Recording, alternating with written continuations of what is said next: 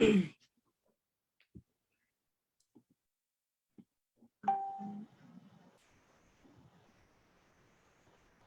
going to share the stream on my page.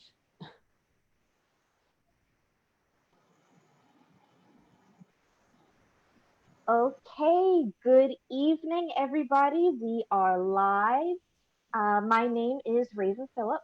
I am the host for Rhyme and Lime St. John, and it means the world to me that all of you could be here. Thank you to everybody that's watching from Facebook. Every single year, I'm always confused about when is the right time to stop saying this, but Happy New Year. There, I see a few faces that I haven't seen in a while. I see some familiar faces, and I see some brand new faces as well. Thank you all so much for being here, and also Happy New Year to everybody watching us live from Facebook. Just to get us started this evening, I'm going to hand it off to Dr. Carla Sewer so that we can hear what she has to share with us. Okay, good evening, everybody. Thank you so much for this opportunity. I have a poem I'm going to share. It's called Island Mandala. Mandala. And it goes like this. Love is life. Life is learning from east to west, from north to south, on islands far away. Time passes and sits still no more. The essence of a tree giving shade on hot days signifies the turning of a page in the book of life. The love of the most highly soul creator is a burning fire, sparking deep within me, a connection with the green earth that is a foundation for all life. The royalty dressed in purple is not torn apart from the cerulean blue sky where the air lives. The inner chambers of my soul feels the remembrance of a time unknown.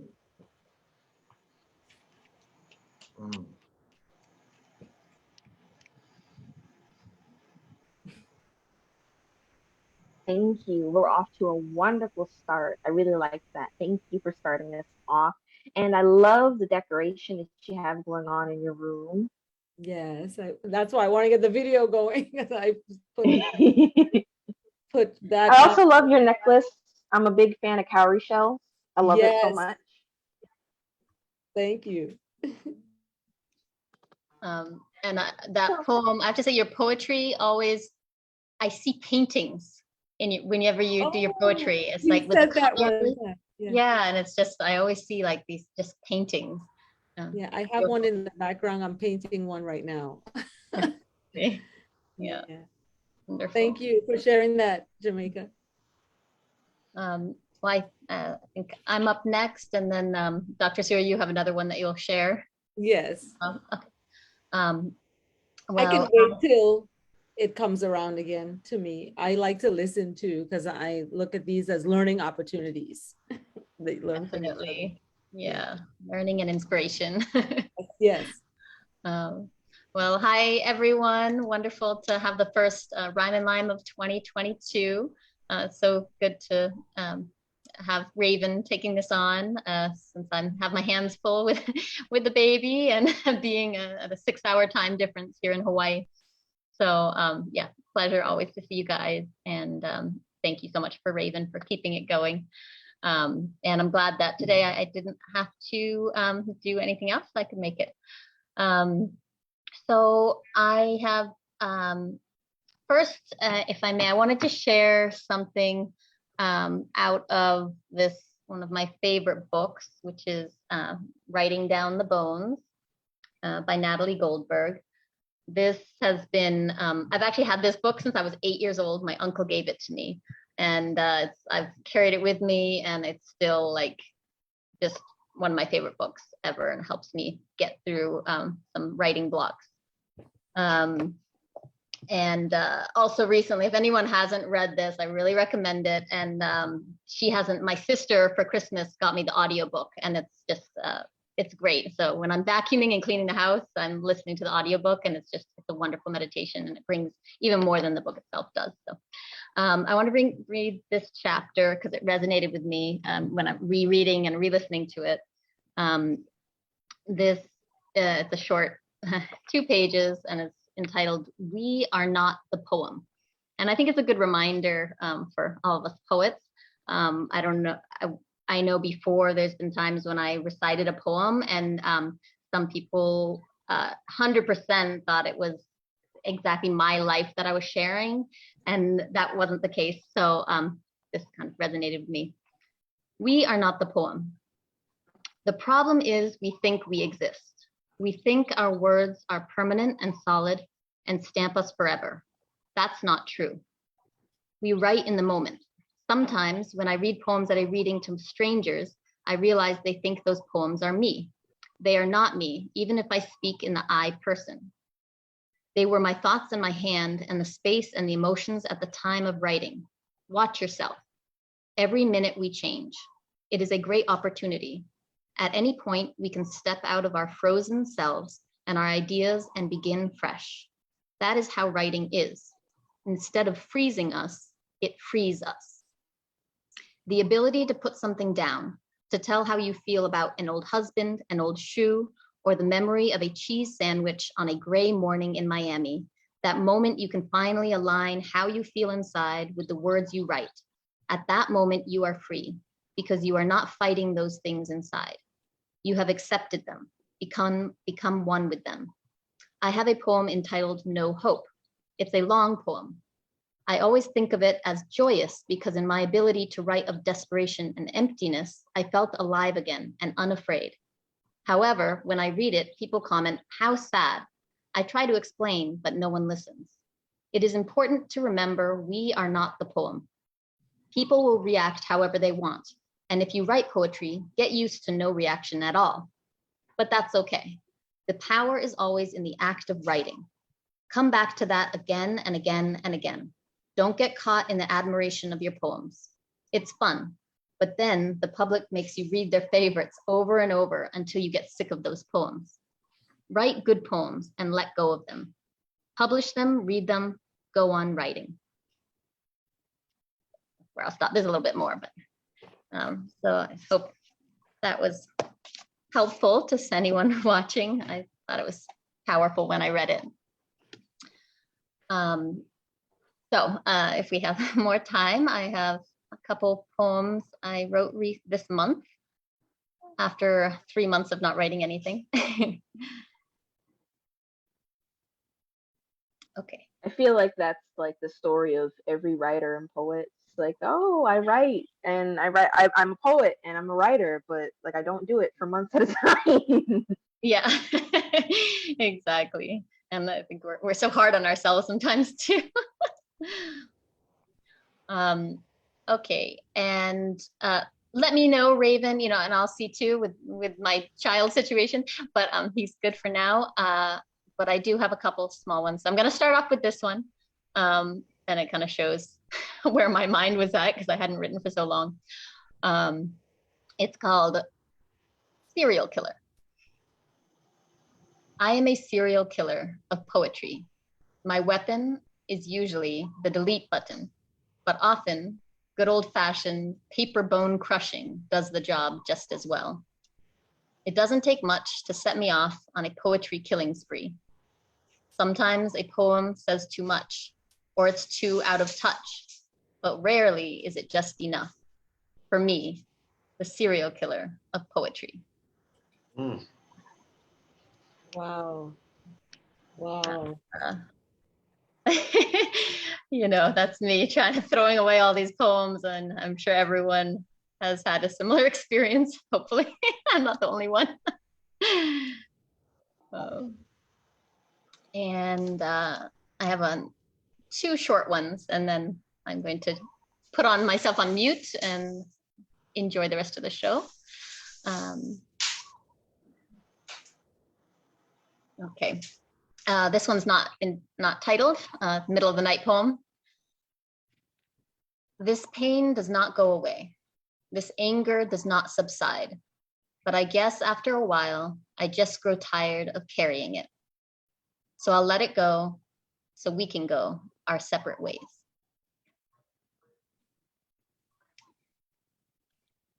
And my last one that I wrote this afternoon, I call it Hungry Haiku. Not feeling hunger until the children are fed. This is motherhood. And that's it for this evening. Oh, Thank you you so all. much, Jamaica. Could you repeat the name of that book? Yeah, it's Writing Down the Bones by Natalie Goldberg. Thank you for sharing that with us. I really think that passage, it really kind of stuck with me, you know? Yeah. And also your poem Serial Killer, that also stuck with me. Like, I'm trying to get in the habit now of not throwing things away. Like, even if I have like disconnected thoughts that I think might end up being a poem, I write them down and save them somewhere. And I think late last year is really when I started to get into the habit of not throwing things away, no matter how much I hate the way it sounds in the moment. Because it could be a situation where leaving it for a little bit and coming back might help. And it could also be one of those situations where I just kind of finish it out of spite and I hate it, but then you read it in front of people and they love it for some reason. I think part of me fears that. I think that fear of creating something that I don't like, but that others do, you know, and feeling pressured to keep reading it. But I'll definitely be taking a look around to see if I can find that book. Thank you for sharing. I'm always on the lookout for books like that. So, Dr. Sewer, do you have some more poems for us tonight? yes, I do. I have this one. It came out of a poem called Island of Kindness Weathers the Storm.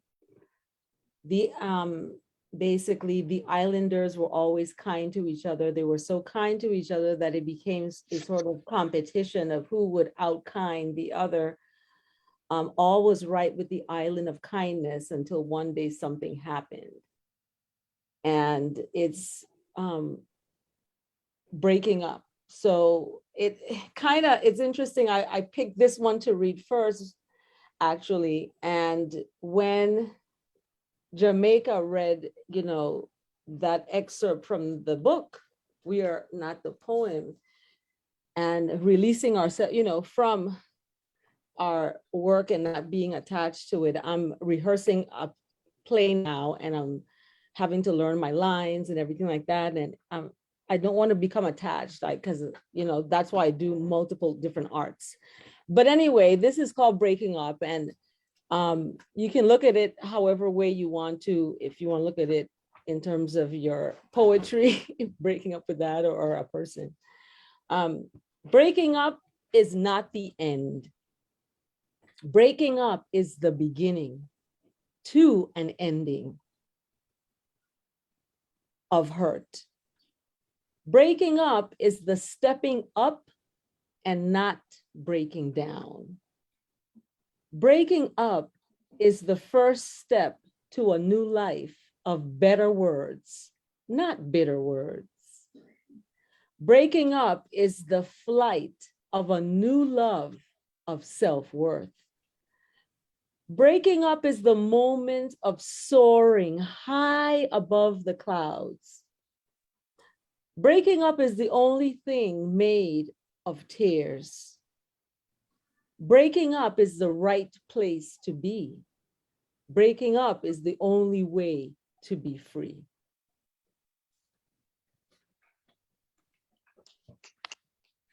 Thank you. I like that. I like that. Breaking up is the only way to be free. It kind of makes me think of, so I'm in my senior year at UVI, and part of my senior project deals with this idea called the theory of positive disintegration.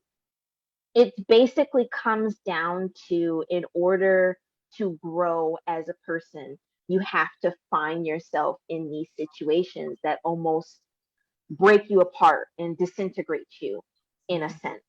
And it is through that disintegration of personality and learning to overcome that we kind of grow as people. So I think that part of your poem really touched me. Thank you for sharing that. That is so that I wrote this a long time ago, but I'm reading this book now, and this book, listening to me read it now, this poem, it's more to me now turning to mean something else in terms of, the pain and suffering of my ancestors and breaking that up.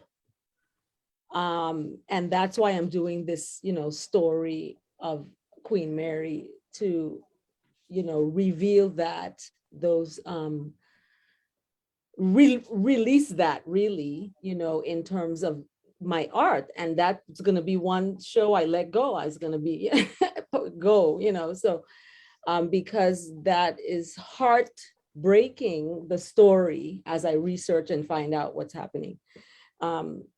And what continued to happen thereafter. So, yeah, thank you for letting me share. I appreciate that. And thank you for sharing that book. Yeah. Yes, the 1619 project is on my ever-growing reading list. Yes. Hopefully, I will be able to get to that one this year. It's been on my reading list since maybe last year, but hopefully this is the year that I can get to it. Thank you for the reminder. Do you read multiple books at the same time? I'm just wondering if anybody does that. Yeah, I usually, at one time, I usually have about 3 books that I'll read at one time. Yeah, that's what I do. I'll switch between the 3 depending on how I'm feeling. So unfortunately, I'm at my limit of 3 right now, so I can't squeeze 1619 project in at the moment, but 2022, we're gonna get to it. Thank you for sharing. I hope that those of us in the chat right now won't mind if I pick on somebody. Thomas, I'll mind go first. Kiarra. Oh, I mean, hold on, we got a volunteer. Thomas, do you mind if I pick on you next after Kiarra? Okay, great. Thank you so much for joining us again, Kiarra. Can you let us know where you are? I am in upstate New York. I'm in Rochester. I attend RIT, majoring in 3D graphics. So yeah. I think it's very cool that you're in Rochester. Some people may not know, but no. Rochester is where I moved from to St. John about 10-ish years ago. So I know that you are probably very miserable right now, Kiarra. So I'm so happy to see your face. I know that those Rochester winters are not something to play with. Yesterday was 9 degrees. That's all I'm gonna say. What? Listen, when I was in public school in Rochester, the rule district wide is that they would not close the schools unless it's 20 degrees below zero with a wind chill, and that's just because that's cold enough to freeze your face. Now, why the city of Rochester thinks that it's okay to wait until that point, I will never understand. But I'm sending warm thoughts to you, Kiarra. Thank you so much. Thank you so much. I really do appreciate being here because today I really did feel like giving up. When my 16-year-old self looked at me dead in the eyes and said, "Girl, you know better." My 9-year-old self looked at my 9-year-old self told me that to take life as it is. Relax, listen to the music, even write yourself a love letter. My 13-year-old self taught me how to create in my darkest moment, writing poetry and shit. And my 18-year-old self taught me that my strength lies within. My 17-year-old self grabbed the mirror next to the nearest nightstand to remind me that my reflection is what the world needs to see. Go to the ocean, feel the sand feel the sand in your toes, but don't be afraid to go to therapy. my 15-year-old self told me that there were better days to come. A bright light came forth. My 9-year-old, the innocent one, grabbed my face and said, "Yeah, the world is dark, but you're the chosen one. Can't you see that you're the sun? We need you, my adult one." Thank you. Thank you for that, Kiarra. What's that around your neck? Is that tourmaline? That is amethyst. I have tourmaline. Tourmaline? A little. Yeah, I have my tourmaline by my door. But thank you for sharing that. I think healing the inner child, that is something that's very, very important, that I hope that in 2022 a lot more of us can hop on that, but also grant ourselves grace as we do it, because I know it's not an easy process. But I really like the dialogue that went on in that poem. Thank you for sharing. Of course, of course. Now we go to my good friend Thomas. We were supposed to meet in person this month. I'm so sorry. Well, you're going to get over that, Raven, I promise. But it is an irony that I think the first time that Jamaica had us on Zoom was, I think, March of 2020. And I haven't been here in that time, and I'm down here on the island now, and we're still confined to the Zoom.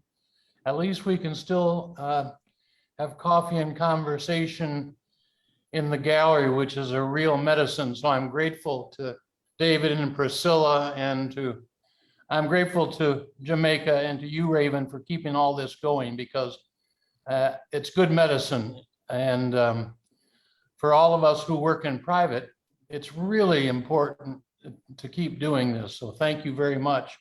Whenever I come to St. John's, I get confused. I think all the more so now because I see all those Love City signs around.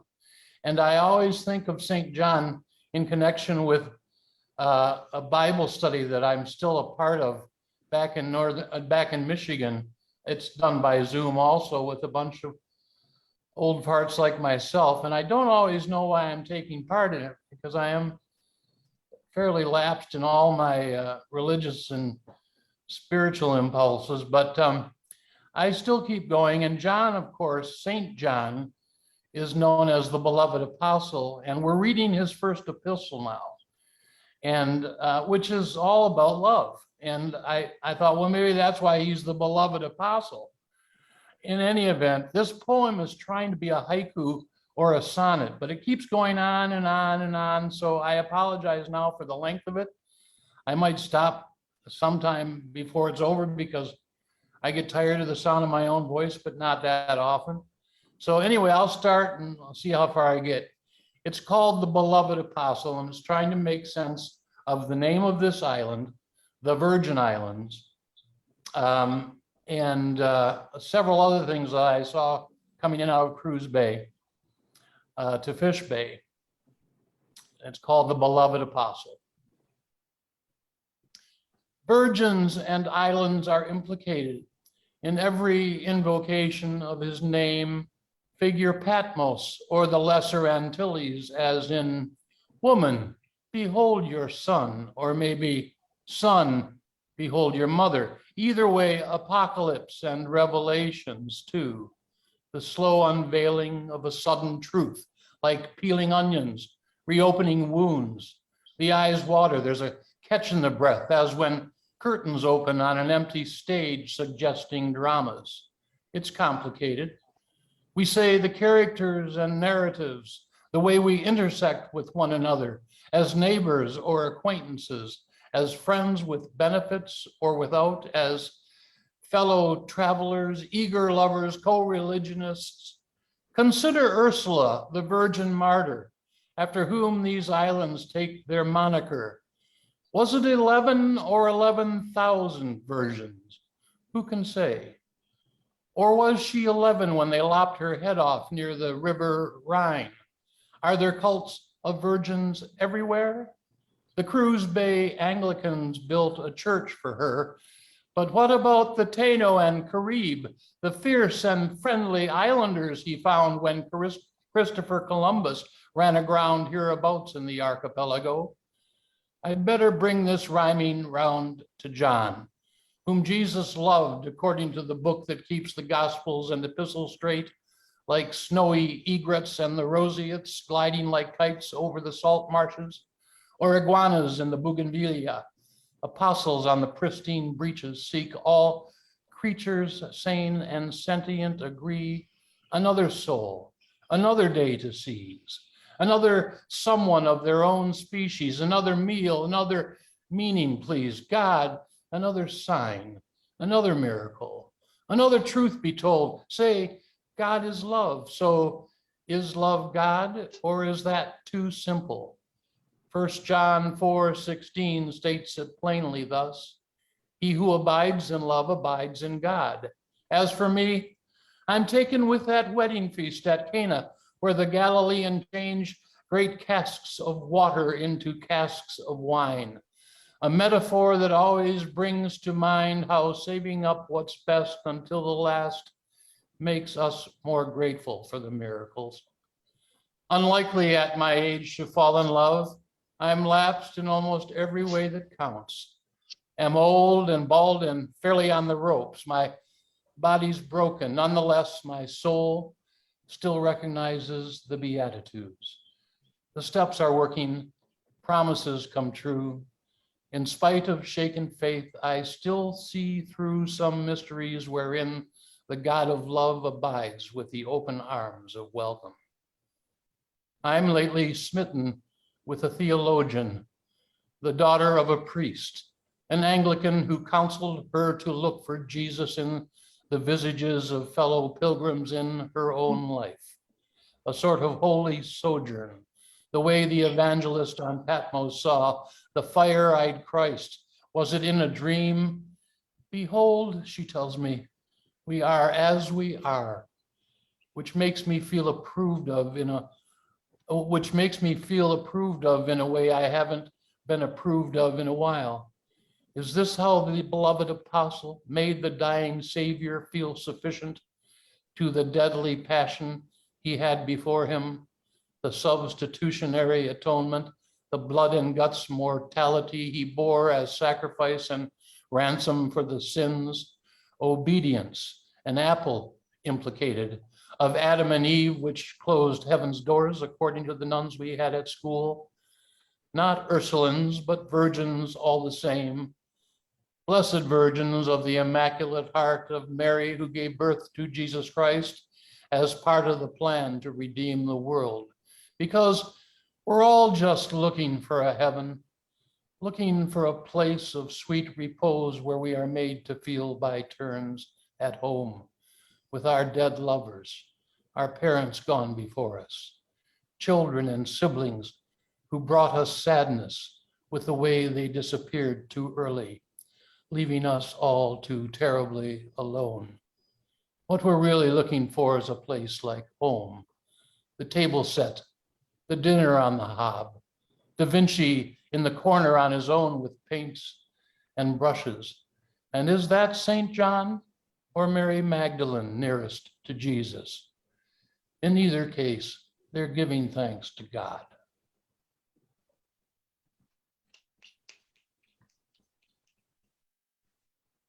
Thank you. We've been joined by my cat. I guess he was enjoying the poetry. But thank you for that, Thomas. I think that me personally, I've always kind of had like a complicated relationship with religion, but I've been drawn to art inspired by religion. So I really liked your poem. Thank you for sharing it. Thank you, Raven. Is that something that you started writing this month, or is this a piece you've been working on for a while? This week. I mean, when I got to St. Oh. John, I figured I better start working on something because I didn't bring any books. So. Well, I think you came up with a very excellent piece. Thank you for sharing. Thank you, Raven. It wasn't long at all. That was beautiful. I I wanted to say that what resonated with me is the love part, because every day I do a word of the day. And the word of the day today is care. And they looked at John 3:18, and that is, little children, let us love not in word or speech, but in truth and action.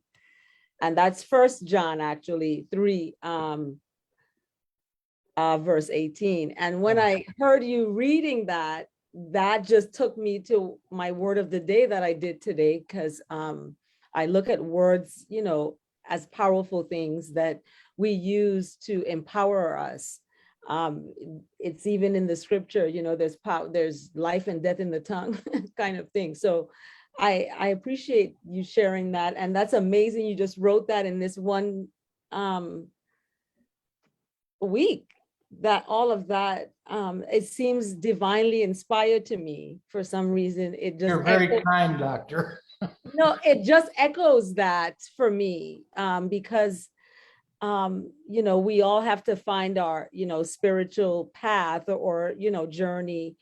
Ravens just mentioned that in terms of her art, and I appreciate that, because my journey has been the word, okay, and using words in a positive, uplifting way. So certain words I don't want to say, if it resonates in negativity, or it negates something, like telling children, don't do this or not do that, or, let's tell them what to do.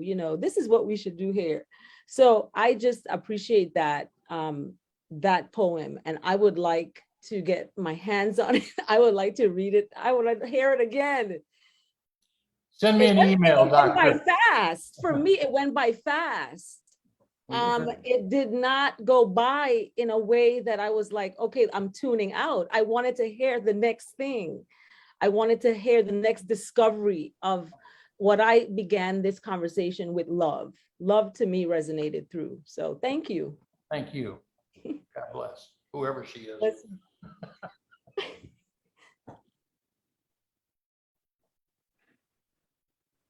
But I also enjoyed the poem, and I echo her sentiments that I don't feel it dragged on that long either. I think I got really sucked in. There was a lot to take away from it. Yeah. There was a lot of things, a lot of different ideas expressed within that, and I really enjoyed it. Thank you for sharing. You're all very generous. Thank you very much. Yeah. Okay, so I'm gonna pick on another person. I see a new face, Miss Rumsey. Would you mind popping in? Introduce yourself. Thanks, Raven. My name is Suzanne, and I'm joining you from Toronto in Canada, where it's about as cold as where Kiarra is. I think this morning we use the metric Celsius system. It was -17. I think -23 with the wind chill here. So it's winter. I'm a friend of Thomas's, and hoping to visit the Virgin Islands next week and get out of winter for a week. So that's looking forward to that. And he invited me to join you. I'm not a poet. I work for an international development agency of the Anglican Church, and I'm a theology student. But I thought, I noticed in the invitation that we can read something from another, by someone else. And I was digging around, looking for some material for a piece I'm working on, and came across, it's actually the lyrics to a song from a Francophone writer, Gilles Vigneault from Quebec. And I just thought I'd just read first in French and then in English, the kind of the refrain for this song, because I think it just speaks so much of what Kiarra and I are experiencing right now in this part of the world. So here it is, first in French and then English. Mon pays, ce n'est pas un pays, c'est l'hiver. Mon jardin, ce n'est pas un jardin, c'est la plaine. Mon chemin, ce n'est pas un chemin, c'est la neige. Mon pays, ce n'est pas un pays, c'est l'hiver. My country isn't a country, it's winter. My garden isn't a garden, it's the plain. My road isn't a road, it's the snow. My country isn't a country, it's winter.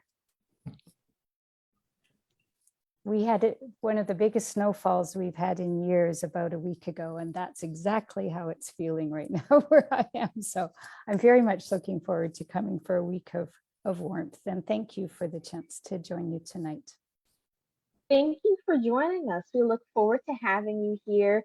I believe you and Kiarra are not too far away from each other. I know half of Niagara Falls is in Rochester. So Yeah. That's right. We're just across the lake from each other. Yeah. Yeah, Lake Ontario. Yeah. Yeah, I was just gonna say, I believe you guys are only a couple hours away from each other, if I remember my geography correctly. Yeah, But only an hour away. Oh, yeah, just that close. But thank you so much for joining us. What was the name of the song? In French, it's Mon Pays, my country, My country. by Gilles Vigneault. I'll put it in the chat if anyone Oh, wants to thank you. go Thank and you. look. If you just Google it, you'll find it. Yeah. Thank you. I would love Thank to you. take a listen. I love when I get an opportunity to hear poems in other languages. I may not understand it, but I love poetry because it's an art form that you can, there's a way of expressing ideas that kind of goes beyond words, you know, inflections, pauses, all these things communicate ideas that I think transcends language to a certain extent. So thank you so much for sharing that with us. Thank you. Okay, now I want to call on Nathan. It's been a minute since we've heard from you, but I'm looking forward to hear the piece of a piece that you have for us.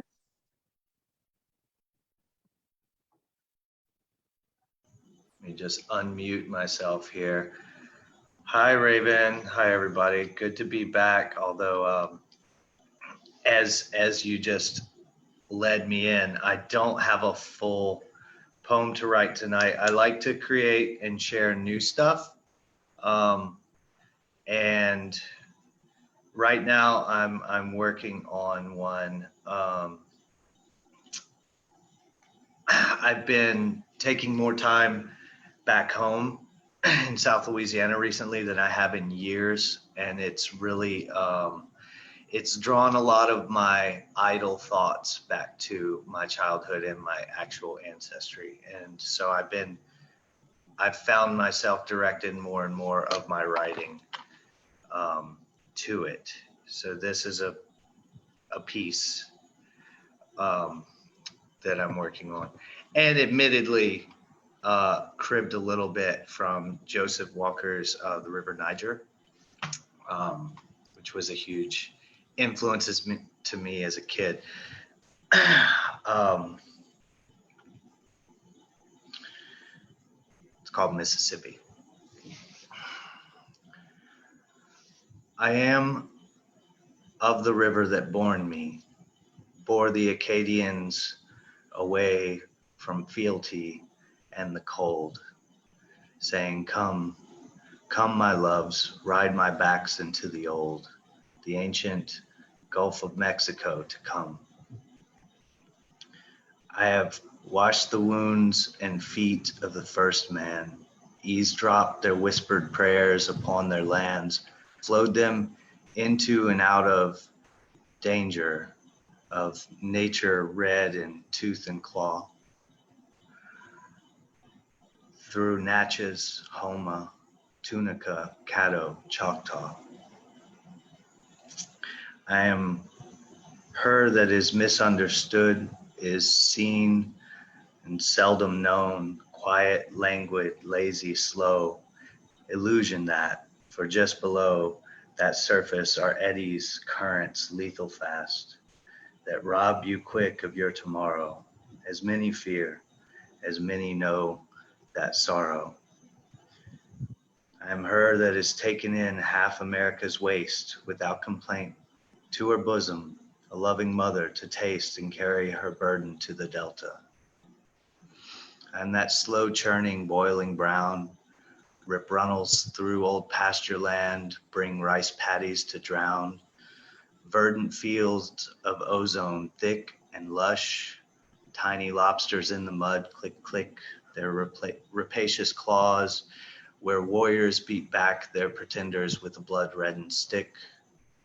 On her banks and on her levees, her shoulders broad and wide, trailing tendrils of ancestry behind her tide. I feed that ruddy and rich alluvial soil that generations beat and bent and toil with machine and steel and iron and bone and stone, till naught but the marsh reeds left alone, the cicadas shaking the heat out of their shells in a song that comes up with the swell and throng of nightlife and foxfire and brackish waters and muddy mire. And that's what I have right now. Thank you. I think that what you have is definitely beautiful. It's very vivid. I love the images that it brought to me, and I'm excited to see where you go with this. I hope that you can join us next month or the month after that, however long it takes you to kind of gear this poem where you're trying to take it. I would love to see where you take it. I like what you have so far. And I didn't realize that you were from Louisiana. My hope for, well, the plan for 2022 into 2024 was for me to travel a bit more, and Louisiana is definitely on my list. Love to have you. Thanks for letting me read. Thank you for being here. I really enjoyed your piece. Speaking Hey. of travel, I'm so sorry. I'm sorry to leave you guys, but I gotta go. Hopefully I join you guys next month for the next show. The ultimate streaming trio, Disney Plus. we would love to have you, my dear. We would love to have you. Thank you so much for joining us tonight. You have a great night. You too. But speaking of travel, we have Miss Travel Starry here on the call. Are you still here, Starry? I'm here. Hello. I love this. As always, I love the sunflowers. I'm here for it. Thank you. Hey, everybody. I actually don't remember what poem I read the last time or whatever I recited the last time we were together. So, and I'm not sure why I don't remember, but my brain is just like not here today. So I don't know. And I never keep track of stuff like that anyway. And yeah, so first I wanted to say that I'm happy and grateful to see everybody that's on St. John, here on the call. Because St. John like really transformed my life, like my time on St. John really transformed me as a person. And I was just a much happier person just from being there. Actually, all traveling transforms me and makes me happier. But just speaking of St. John and all the people that I met and all the experiences that I had, I just I never stopped thinking about it, and I can't wait to come and visit soon. What else did I want to share that I'm happy and grateful about? Yeah, just happy and grateful for life and health today as well. Like, I don't really get sick that often, but ever since like the pandemic has started, like I've been getting sick like more frequently. And every time I always think that it's COVID, and it's not. Even though I did have COVID at some point, but it's not. I just keep getting these colds, and I'm like right now, I just feel like I keep sneezing. I'm like, what's making me sneeze? But anyway, so I'm just happy to be healthy and healthy enough to speak and walk around and and do things. So I'm going to share a poem that I think I've shared a version of this poem before. I'm not sure if I shared this version of it the last time that I was with you all, but here it is. If I can remember, because like I said, my mind is just gone today.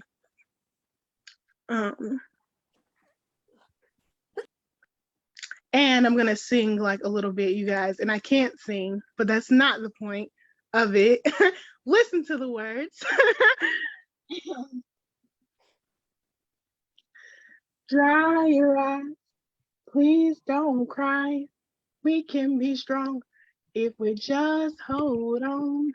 Dry your eyes, please don't cry. We can be strong if you just hold on.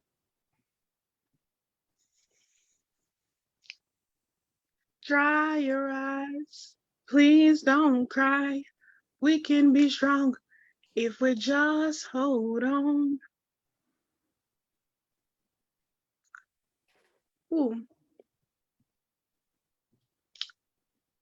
As my mind fights to turn it, four blue walls wrap themselves around me for comfort, like a crochet blanket made by a grandmother's loving hand.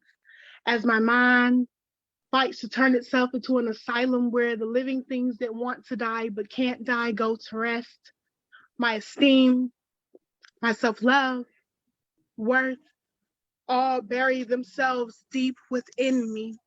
And I try to gather the pieces of myself and speak life over them in order to bring about some sort of peace, but I am losing.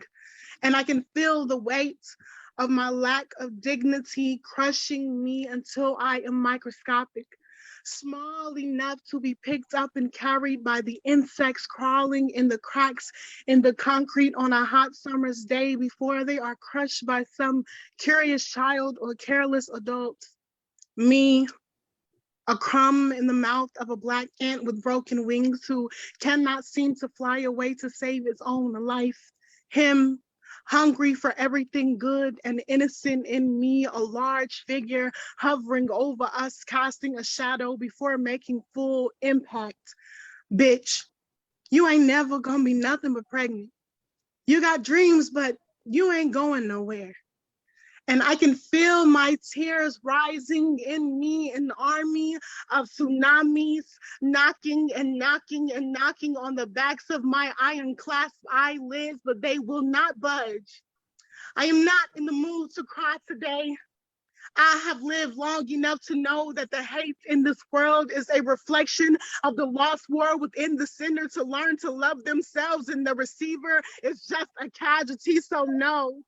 I will not wave my white flag and surrender to a broken child wearing the shell of a man as armor, fighting me to feed his ego when I have done nothing to deserve this. I will retreat and gather the pieces of myself and speak life over them in order to bring about some sort of peace. I build a wall of affirmations to protect me. I am worthy. I am worthy. I deserve better than this. I deserve better than this. Every day something has tried to kill me and has failed. Every day something has tried to kill me and has failed. Every single day something has tried to kill me and has failed. So no, I will not give up or give in. You will not hear me cry defeat today. Thank you. Wow. Thank y'all. That's powerful. Yeah, like I said, my mind is so gone. Like, you know how like and I kind of I resonate with what everyone said about not writing for long periods of time. Like that's totally me. I've not completed a piece all year. I know we're just in the first month, but still, when everybody tells you that you're a writer and you're supposed to write every single day in order to be kind of good at it, and you haven't written anything all year or completed any pieces. And I struggle with that because opportunities do come to me to like speak, and then I just feel like, wow, I'm not prepared, or I really always just I want a new poem. I want a new poem. It's like you haven't written anything, so you're gonna have to go with what you have. And so I struggle with that all the time, but just have to do, show up. You're a poet, so you have to do what you have to do. But yeah, that's all that I have. Oh my goodness. To follow that up with, that's all that I have, girl. Listen, you out here preaching gospel. My goodness, that was wonderful. Thank you, Starry. It seems like every time you have something to share, it touches me. I love that. I love just the repeating every day something has tried to kill me and failed. Watch me turn that into an affirmation tonight. That's about to be my next affirmation that I repeat to myself. Watch. But thank you so much for sharing. So that line before you move on, that line comes from a poem by Lucille Clifton called Celebrate. And so if you want to look that poem up, that poem is an affirmation of itself. So it's really short and simple, but she says that in her poem. And so, yeah, it's one of my favorite poems. Thank you. I am looking it up now and saving it. Thank you so much for sharing that with me. Now I want to pop over to David. You have something to share with us tonight? I do, Raven. I do. Hi, good evening, everybody. It's been really, wow, like what a pleasure to listen to all the poetry tonight. I'm here at Bio Soul feeling like a little lonely because oftentimes we've hosted the Rhyme and Lime here at this venue. And I'm here live at Bajo Soul, missing you guys and missing the warmth of community that's been so missing in our lives for the last year and a half to 2 years of everything that's going on in the world, not being able to gather sometimes and other times not. But just want to commend everybody and say how meaningful it is to me to see all your faces here on Zoom and hear your work. And it just means a lot for you to be here, and for Raven for taking this on, and for Jamaica for passing the torch, and everybody who still attends. I saw Nathan a little bit earlier tonight, and he was stressing out, as he said, because he didn't feel like he had something finished, which that sounded like a finished poem to me, Nathan. But he was talking about not wanting to recycle, which made me feel bad because sometimes I feel like I do recycle here because I can never kind of remember what I've read in the past. I haven't written a huge amount in the last couple months, so this is something new. So forgive me if I am recycling it. I've read this at a past Rhyme and Lime, but it's one of the newer things that I've written. Here you rely on love without testimony, temporary dislocations at the airport, the remorse of old families in their formal disunity, grandsons swaddled like goats, or the inexpertly tailored bureaucrats of the future, reluctant to deliver opinion, and of course blameless. Your face is an arsonist's. It puts the question another way. The sweaty, slightly ruffled waiter appears in the same startling fashion as tenderness. This bar, a rendezvous point for anyone who likes the smell of wet soil, anyone who is drawn to comparisons of old photos of thin, lank activists endlessly amusing.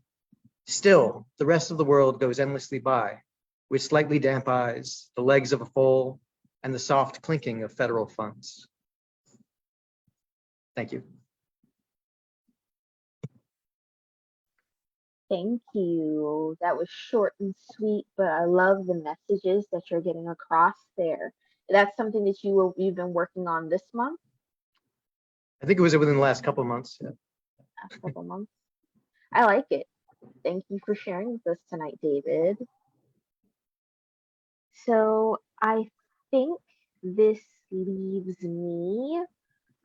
So a little thing about me, I love research, I love information, I love learning, but I only have so many hours in a day and so much energy to extend towards these things in a day. So oftentimes I'll find myself in a situation where I'll look something up on my phone and then I'll just leave the tab open. And this has kind of become a problem because at this point in time, I have 477 tabs open on my phone, just full of things that I said, oh my gosh, this is so interesting, I'm gonna come back to it, and then I kind of don't come back to it. So I think that this month I tried to drill into these tabs and In an effort to close them, what I started doing is taking tabs, like picking tabs at random and trying to turn them into poems with varying results. So I'm just going to share a couple of those. I want to start with what I think is probably the trickier one. I had a tab for uh, a product called chlorhexidine.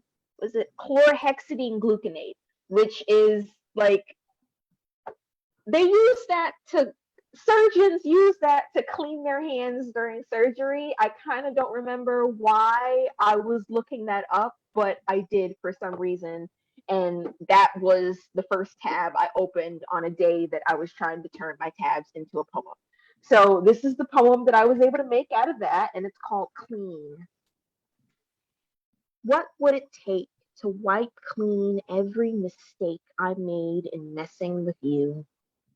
To rid myself of the stress and strife you bring, to ring in a new year with new blessings, to be free of the exhaustion and the frustrations. I'd bathe in bleach and chlorhexidine gluconate and strip my skin of every print you left and pray my heart will still beat inside my chest despite the loss. I will admit that when I opened up that tab, I looked at chlorhexidine gluconate and I was thinking, okay, maybe this whole poem out of my tabs thing was a mistake, but I'm pretty happy with the poem that I was able to make out of that. Another one, I had a tab on my phone open about an Egyptian goddess named Taweret. She's like she's the goddess of motherhood and fertility and I think abundance, just a mix of those things. And she comes, I think that she's usually depicted in the form of a hippo. And I thought it was very interesting that in the places that I was looking about Taweret, they say that they make sure to specify that she has pendulous breasts, which that's a very interesting way to describe breasts. I have never heard of breasts being called pendulous before, but now I cannot get that image out of my head. But I managed to make a poem out of Taweret, and I called it Horizon Mistress. She who is great, she who is full, she who loves, she who feeds. May you care for both you and your children's needs. May you spare them from despair. May you feel blessed by the beings above while your kin is pressed to your breast. May you be taken by her protective pull, partake in the power of the Nile basin. May her blessing overfill your plate. Feel my energy coalesce and pool in your heart and be set to impart that power to your kin. So says the great Taweret. And I have, okay, so I have one more from that project of trying to turn my tabs into poems. I had some random website full of just articles. And it was tricky with that project because sometimes it would be like a singular thing I was looking up, and other times it would be a website I was looking up. And I don't remember the name of this website, but it had a bunch of different articles on it. So I just kind of picked one at random. And I remember that the influence for this poem was the name of an article called In Sickness and in Wealth. This one is called Val.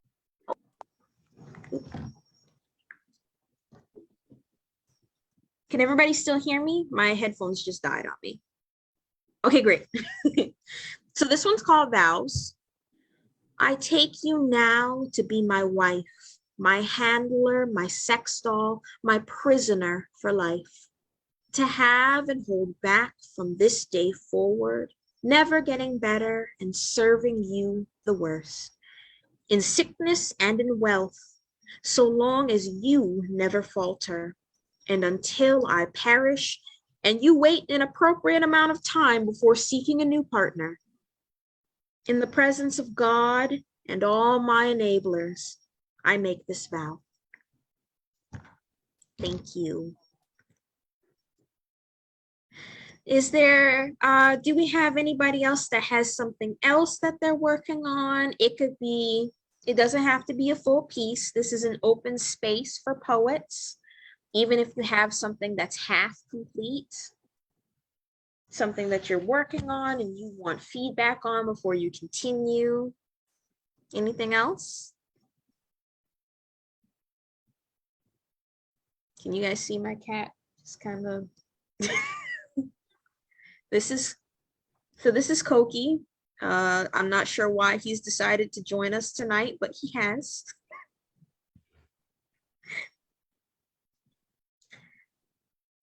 If not, if nobody else has anything, I have one more piece from that same project of me trying to close out my tabs. As you can see, it's not working. I still have 477 tabs to go. Maybe before 2022 is over, I'll finish them all out. But this one is called Tiefling. So I am a fan of Dungeons and Dragons. I haven't played in a while, but some may not be familiar. Tabletop role-playing game. You create a fantasy creature and you go on adventures, that sort of thing. Within Dungeons and Dragons, there is a type of people called tieflings. They are half human, half demon. I think that this tab was open while I was creating a character for some D&D sessions that I used to participate in. So I tried to turn it into a poem, and it's called Tiefling.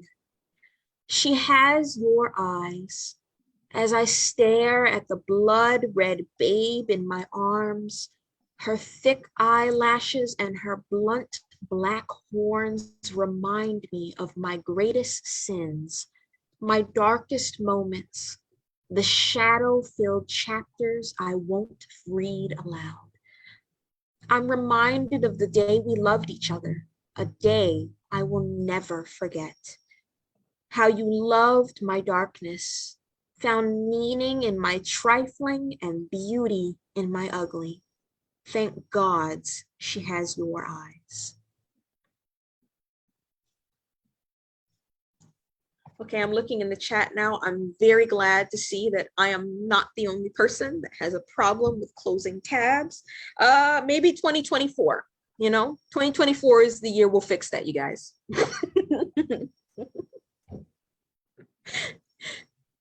So does anybody else have anything that they'd like to share?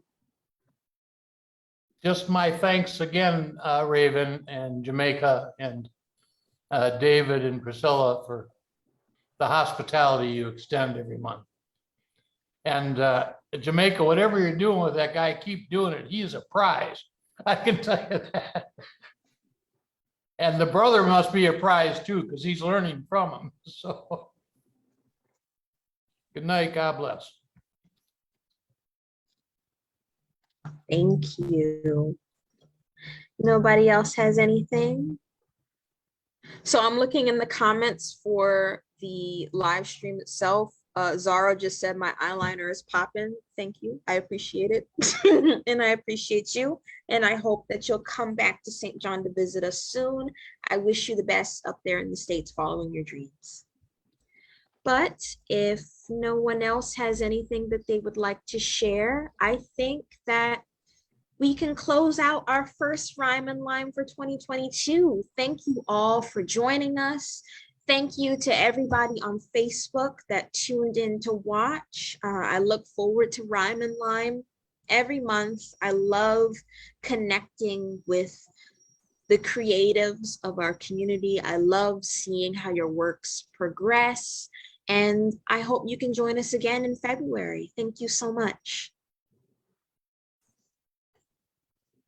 Okay, have a great night, everybody. Again, Happy New Year. Please wash your hands, wear your mask. If possible, get vaccinated. But for everybody, regardless of vaccination status, please stay safe and protect those around you. Have a wonderful night, everybody.